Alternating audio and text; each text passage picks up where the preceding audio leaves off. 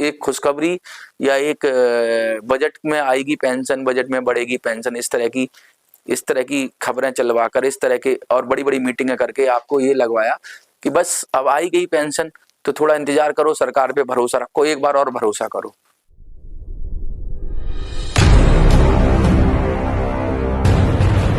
सभी पेंशनर साथियों को मनोज सुराजी का नमस्कार। आज 28 तारीख है और कुछ ही दिन रह गए हैं बजट को आने को। 31 तारीख से अनाउंसमेंट हो गया बजट सेशन का। 2 चरणों में बजट सेशन रहेगा। तो पहले चरण में 31 तारीख से बजट सेशन रहेगा और फिर दूसरे चरण में मार्च के महीने में स्टार्ट हो जाएगा सेशन। तो बजट सेशन यही होता है। बजट सेशन की बात मैं क्यों कर रहा हूँ? बजट सेशन की बात मैं इसलिए कर रहा हूँ कि बहुत सारे लोगों ने ये दावा किया है कि भाई बजट सेशन के अंदर खुशखबरी आएगी। बहुत सारे लोगों ने ये इस तरह का परसेप्शन बनाया कि बजट सेशन के अंदर पेंशन बढ़ेगी, ईपीएस 95 पेंशनर्स को कुछ अच्छी खुशखबरी मिलेगी। इस तरह की बहुत सारी वीडियोस आ रही हैं, बहुत सारी लोग यूट्यूब पर वीडियोस बना रहे हैं, नेता लोग दावा कर रहे हैं। इस सब विषयों पे जानकारी आज की वीडियो में रहेगी। दूसरा ये कि हाथ कंगन को आरसी क्या, पढ़े लिखों को फारसी क्या, 2-3 दिन ही रह गए हैं बजट में। तो बहुत सारे लोगों ने कहा कि भाई मनोज भाई, आप इतना बात कहते हो, कभी कहते हो कि बहुत सारी बातें कहते हो और उससे तो ऐसा ही प्रतीत होता है कि बजट सेशन में शायद पेंशन ना मिले, तो आप इतना नेगेटिव बात क्यों करते हो? नेगेटिव बात मत करो, सकारात्मक बात करो। तो ठीक है, आज हम सकारात्मक बात करेंगे, हम पॉजिटिव बात करेंगे और हम ये उम्मीद करेंगे कि इन 2-3 दिनों के अंदर शायद आपको कोई खुशखबरी मिले। तो उसके जो सारे तथ्य हैं वो हम लोग डिस्कस करेंगे और हम इसी विषय पर वीडियो बनाएंगे। मोटी बात यह है कि मैं आपसे काफ़ी दिन तक मैं आपसे मुखातिब नहीं हो पाया, मैं आप के सामने नहीं आ पाया क्योंकि कुछ अपने कामों में व्यस्त था और बीच में मैं महाकुंभ भी चला गया, बनारस चला गया, तो 3-4 दिन का शेड्यूल वहाँ रह गया क्योंकि 26 जनवरी का टाइम ऐसा होता है दिल्ली के अंदर, आपको बता दूं कि बड़ा जंतर मंतर पर भी बहुत सारा सुनसान रहता है, कोई प्रोटेस्ट नहीं होता, कुछ नहीं होता, तो बहुत ज़्यादा सिक्योरिटी टाइट रहती है। तो 3-4 दिन क्योंकि महापर्व कुंभ चल रहा था तो उसमें भी मैंने कहा दर्शन डुबकी लगा ली जाए और आप लोगों के लिए दुआ की जाए, आप लोगों के लिए प्रार्थना की जाए, आप लोगों के लिए ईश्वर से आरजू की जाए कि भाई आप लोगों का काम हो जाए। तो मैं बनारस में था, फिर मैं प्रयागराज में था और फिर मैं दिल्ली आया। तो इस वजह से शायद 2-3 दिन का आपको मेरी बात नहीं हो पाई, तो उसके लिए ये कारण रहा। दूसरी बात ये कि देखिए, दिल्ली में उम्मीदवारों का तो हमारा चल ही रहा है बहुत सारा मैटर, तो उन लोगों को हमने सपोर्ट किया है। बहुत सारे उम्मीदवार भी खड़े किए हैं, वो अपना प्रचार कर रहे हैं, उनकी दिल्ली के अंदर बहुत बड़े पैमाने पे जोर शोर हो रहा से प्रचार हो रहा है। तो इन सब चीज़ों के इर्द गिर्द हम मेन फोकस हमारा रहेगा कि भाई पेंशन का क्या, इतना सारा तामझाम करने के बाद पेंशन का क्या, तो इसी विषय पे बात करेंगे। तो चलिए विधिवत शुरू करते हैं। पेंशनर्स देखो, सबसे पहले 2 चीजें होती हैं जीवन में, कहते हैं ना उम्मीद, कहते हैं उम्मीद से पूरी जिंदगी कट जाती है और डूबते को तिनके का सहारा होता है, ऐसा कहा गया है। और उम्मीद और आस से ही दुनिया टिकी हुई है। अगर किसी की उम्मीद आप खत्म कर दोगे कि भाई नहीं होगा, तो वो फिर उसके अंदर कुछ बचेगा नहीं। तो उम्मीद ये बहुत अच्छा पहलू है जिंदगी में, संघर्ष करने के लिए उम्मीद रहनी चाहिए। लेकिन उम्मीद और सब्ज बाग में फर्क होता है। मुझे उम्मीद है कि एक दिन मैं अच्छा काम करूंगा या मैं आप लोगों को एकजुट कर पाऊंगा या मैं आप लोगों की पेंशन का काम कर पाऊंगा या आप लोगों को पेंशन मिलेगी। ये उम्मीद ठीक है, ये सकारात्मक उम्मीद है, ऐसी उम्मीद सबको रखनी चाहिए। लेकिन मैं आपको ये सब्ज बाग दिखाऊं कि भाई मैं 3 दिन में पेंशन बढ़ा दूंगा, ये दावा ठोकूं मैं 5 दिन में पेंशन बढ़वा दूंगा, मैं 7 दिन में पेंशन बढ़वा दूंगा, मैं बजट सत्र में पेंशन बढ़वा दूंगा। मेरे को मोदी जी जानते हैं, मेरे को रक्षा मंत्री जानते हैं, मेरे को विदेश मंत्री जानते हैं, मेरे को श्रम मंत्री जानते हैं और मैं उनके साथ फोटो खिंचवाता हूँ, मैं उनके साथ मिलता हूँ, मैं उनके साथ ये करूँ और इस सब के बाद मैं आपको सब्ज बाग दिखाऊं तो वो गलत है। उम्मीद का मिसयूज मत करो। उम्मीद जो होती है ना, वो बड़ी सकारात्मक चीज होती है, लेकिन जब आप उसका गलत तरीके से इस्तेमाल करते हो और उम्मीद के जरिए लोगों को मूर्ख बनाया जाता है, लोगों से अपना स्वार्थ सिद्ध किया जाता है, तो वो उम्मीद ही कहते हैं ना जहर हो जाती है। मैं आपको बता दूं कि 1 किलो दूध हो और उसमें 1 बूंद नींबू निचोड़ दोगे ना, तो सारा दूध फट जाता है। उम्मीद बहुत अच्छी चीज है, दूध है, लेकिन उसमें ये झूठा सब्ज बाग दिखा के आप जो नींबू निचोड़ देते हो, ये गलत है। तो उम्मीद तो होनी चाहिए सबको पेंशन की कि भाई पेंशन मिलेगी, लेकिन ये लोग जो दावा ठोक देते हैं कि 10 दिन में पेंशन मिलेगी, 20 दिन में पेंशन मिलेगी, 50 दिन में पेंशन मिलेगी, बार बार आप लोगों को समझाता हूं कि पेंशन मिलने से पहले शुरुआती संकेत कुछ मिलने चाहिए। शुरुआती संकेत क्या होते हैं? शुरुआती संकेत ये होते हैं कि भाई आपका मुद्दा कहीं हाईलाइट हो, कहीं चर्चा में हो, कहीं कोई बात चल रही हो, तब तो कोई उम्मीद होगी। कुछ नहीं है और उसके बाद मतलब कहते हैं ना कि गांव बसा नहीं और भिखारी पहले आ गए, ये कहावत है। कहने का मतलब ये है कि लोगों को बहुत ज्यादा उम्मीद में बांध देना, ये बहुत गलत है, ये सही नहीं है। और जो लोग ऐसा कर रहे हैं, वो लोग आपको भरमा रहे हैं, आपको मूर्ख बना रहे हैं और आपका समय जाया कर रहे हैं। आप कहते हो भाई हमारे पास एक ही तो चीज है, समय।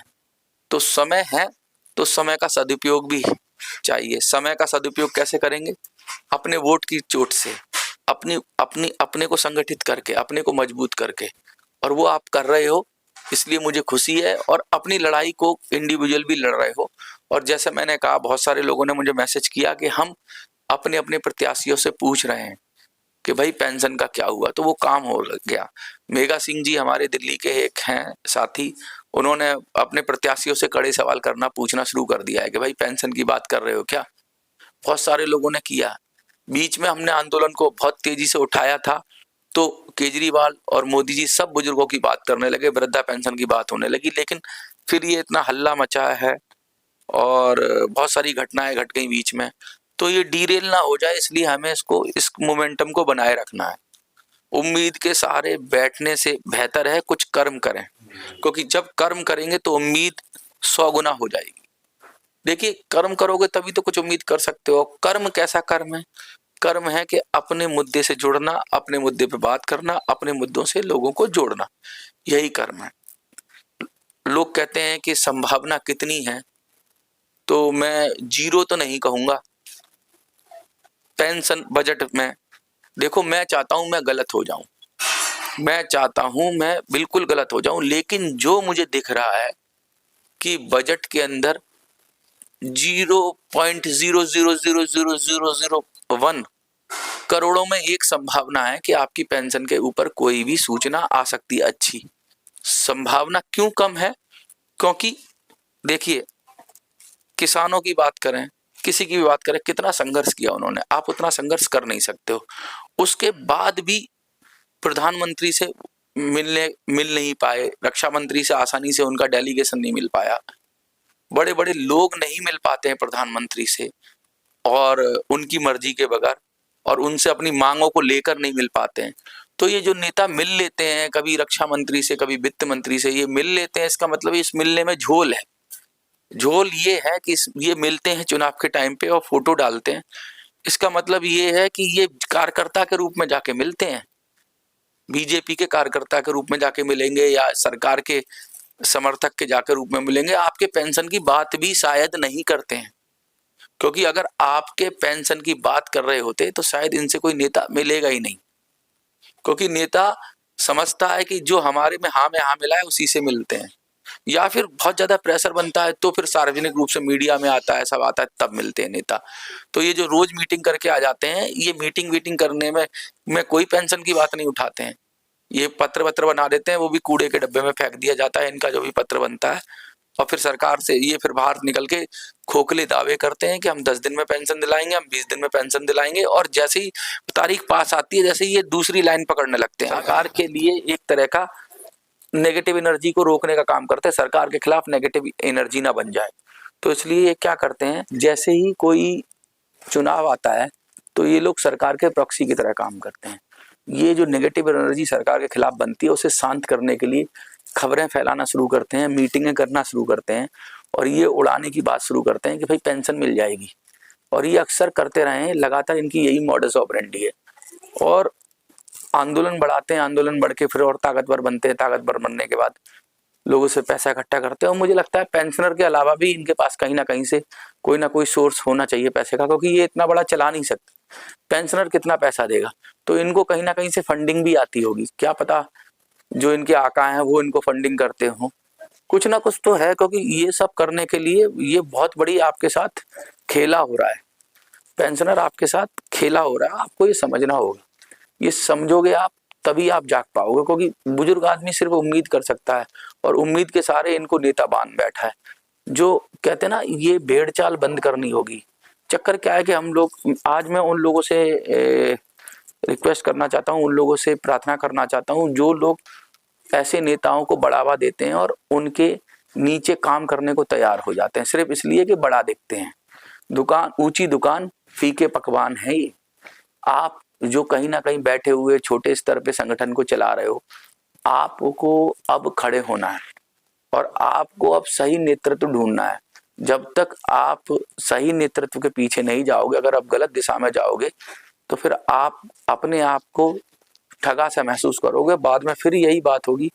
और ये मैं क्या बात कर रहा हूँ, मैं ये बात कह रहा हूँ कि अक्सर ये लास्ट में ना चेंज कर लेते हैं, ये इनका क्या बोलते हैं, स्टेटमेंट चेंज कर लेते हैं। शुरू में तो ये बड़ा जोश भरते हैं और बड़ी मीटिंगें दिखाते हैं कि हम इससे मिले, हम उससे मिले, और सब कुछ मिलने के बाद जैसे ही जब कुछ रिजल्ट आने का टाइम होता है तो इनके सुर बदलने लगते हैं कि हमें सरकार की तरफ से कोई उम्मीद नहीं लग रही है। हल्का हल्का ये संकेत देने लगते हैं और संकेत देने के बाद ये फिर क्या कहने लगेंगे, हम आंदोलन करेंगे।